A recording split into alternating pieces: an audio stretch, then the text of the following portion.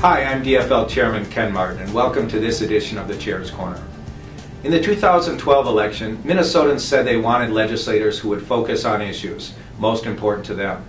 At the top of that list was education. While Minnesota has a strong tradition of investing in the next generation, over the past decade under Governor Tim Pawlenty and other Republican leaders, education funding levels remained flat. With increasing inflation and increasing costs such as special education, this actually meant a cut to our schools. More and more school districts turned to local taxpayers to pass levies. Once used to provide additional funding for a specific reason, for many school districts, levies are now used to fund the basics. And Republicans borrowed $2.1 billion from our schools to balance the state budget, putting districts in a position where they themselves had to borrow money. This stuck them with interest payments, diverting such needed funding away from the classroom. Governor Mark Dayton and the DFL legislature are working to make 2013 the education session. They are committed to making historic investments in our kids and their schools from early childhood through high school. With these investments, Minnesota will be on a path to having the world's best workforce, and it will make a significant impact on reducing the achievement gap. With me today to talk about this investment is former Representative Mindy Greiling, who long worked on the front lines of education funding. In 1987, Mindy was elected to the Roseville Area School Board and served there until 1992 when she was elected to the Minnesota House of Representatives. After 20 years of service, Mindy retired from the House in 2012, and during her tenure, she served as the chair of the House Education Finance Division. Mindy, thank you so much for joining me today to talk about the budget and, of course, all of the stuff that's going on in education up at the Capitol. Thank you, Ken. It's a pleasure to be here. The focus for the governor and the DFL legislators has been on all-day kindergarten. Can you just talk a little bit about what all-day kindergarten would do to help prepare our students for success and how important it is for the state? Well, there's so much research that shows that all-day kindergarten benefits kids, and it benefits, the whole family, because sending kids to school for half a day and then arranging childcare is a problem. And early childhood is so important, but if you don't have all-day kindergarten, a lot of kids lose those gains when they actually get to kindergarten. So on so many levels, all-day kindergarten is a really smart, good bang for the buck, and I'm so glad that that they're finally doing it. And I have to say, all those years that I served in the legislature that you went through, I actually never served under a DFL governor.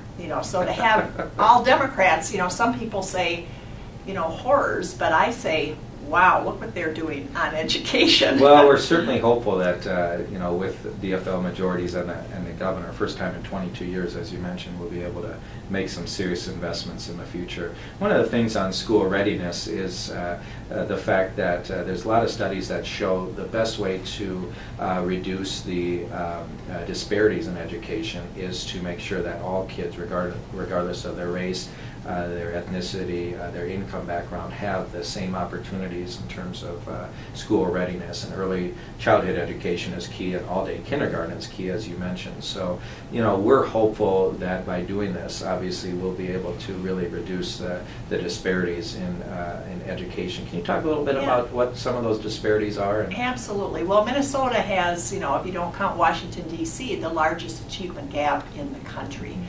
And you're right, to reduce that disparity, we always talk about it, we talk and talk is cheap, but to really do something about it, the most humane and cheap way to do it is to get those little kids ready for school.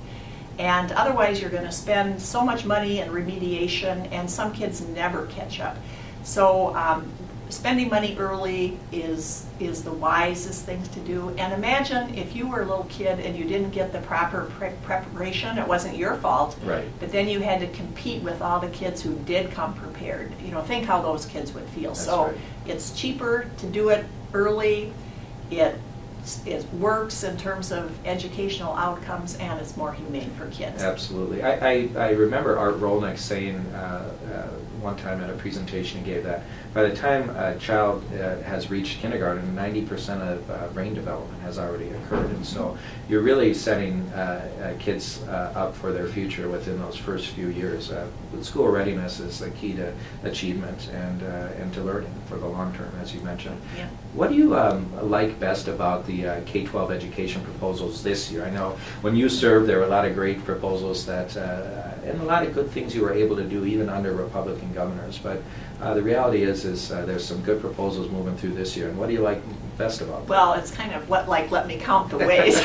There's a lot of things, but if I just picked a few, just plain the basic money on the formula. If you don't provide that, then that is what drives school districts to having to do the property tax levies and the inequities between the districts. So to have, we don't know if we're going to get the Senate plan or the House plan or the governor's plan, but they're all good. They all spend over $300 million to improve education, and they all put money on the formula. And I just think that's the basics. You have to do that before you do anything else.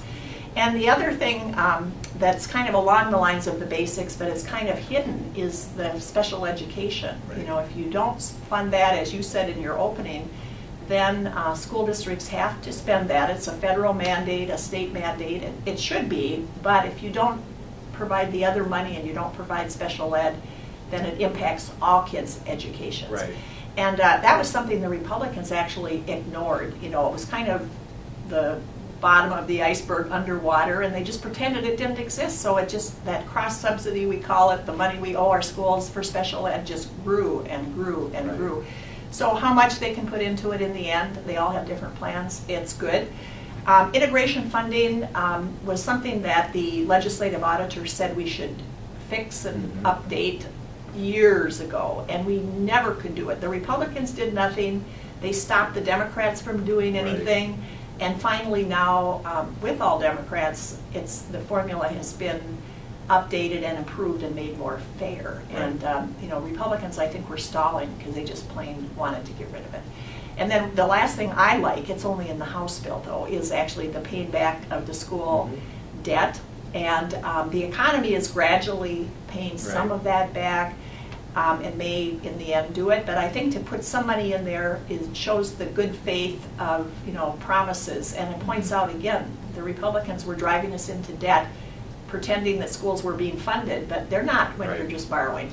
Well, and I think what they've done is shown that the only thing they're interested in is the smoke and mirrors, the gimmicks, and kicking the can down the road. And I think. Even though the proposals, as you mentioned, between the House, the Senate, and the governor are slightly different, there is a larger theme here, which is making historic investments again in our education system. This idea in the early 1970s, as you know, when Republicans and Democrats came together to invest in the Minnesota Miracle, the idea that our future prosperity in this state is directly linked to the investments we make in our children and our school districts around the state. But as you painfully know, over the last 10, 20 years, education funding just has not kept up with where it needs to be. And so we're excited, obviously, as you are, about the proposals. 3 weeks left in the session. We'll see how it all turns out. Studies show that by 2030, about 70% of jobs will require a post-secondary education. How are the governor and the legislature setting Minnesota on the right path to secure an educated workforce? Well, I'm really glad they're focusing on the student grants, the money that helps kids get to school, and then just keeping the tuition low, whether they freeze it or focus on keeping it reasonable, and the grants remains to be seen. But again, it's all good. Absolutely. We just, when my kids, and they're in their 30s, when they went to school, the state government and the federal government paid for 2/3 of their education if they had gone to school here in Minnesota. And then the families and the students paid 1/3. And as we know, over the last 10, 15 years, it's flipped in the other way. The students have to pay 2/3, so they're coming out with this huge debt, and that just impacts when they can buy a house, when they can save for retirement. It affects the whole economy. It's wrong. And so after all those years of kind of making fun of special ed higher ed, and saying students need to work harder and pay for it themselves, the Democrats are actually doing what's right, and it's actually smart for our state, because we need those kids to not be working so many jobs that they take too long to get out of school. We need them right now to be working. And we've actually seen an unfortunate trend starting to develop based on just the job market. Some students coming out of high school are making a calculated decision not even to go to college because they don't want to incur the debt, and they're fearful of coming out of college with not only a huge debt load but no job to help pay that debt back. And that's really unfortunate. As you mentioned, the whole idea early on of investing in higher education systems around the state, great community colleges, wonderful MINSCU system, and a flagship university system was to give every child coming out of high school an opportunity to receive a good quality college education. And we still are providing for that, but again, putting too much of the burden on students. So I'm hopeful again that we'll return to the way we used to do things in this state, and putting a priority back on the future by not only funding a great early childhood education system, put in more money on the per pupil formula for our K12 system, but also helping our higher education system as well. So we're hopeful. We're crossing our fingers the final 3 weeks that we're going to be able to put together a package that helps all Minnesotans thrive and not just survive. And, I think that's the difference between our parties philosophically is I really believe that the DFL is trying to help all Minnesotans. Regardless of their income background, regardless of their political affiliation, their racial or ethnic background, that the DFL really truly believes that a rising tide should lift all boats, not just a few. So I hope this session ends well. I'm optimistic that it will. And we thank you again for being here and sharing your thoughts with us today. It's really it's been inspiring watching you over the years. We've known each other through campaigns over the years and different hats that we've each worn, but I thank you for your service to our party, and thank you for being here so much. Thank you, and thank you for yours. You're providing important leadership. Oh, thank you, Mindy. I appreciate it. I'd like to thank Mindy Greiling again for joining me today. History shows us that when legislators invest in education, it puts individuals on the path to success and sets our state up for economic prosperity. I'm DFL Chairman Ken Martin, and this has been our edition of the Chair's Corner.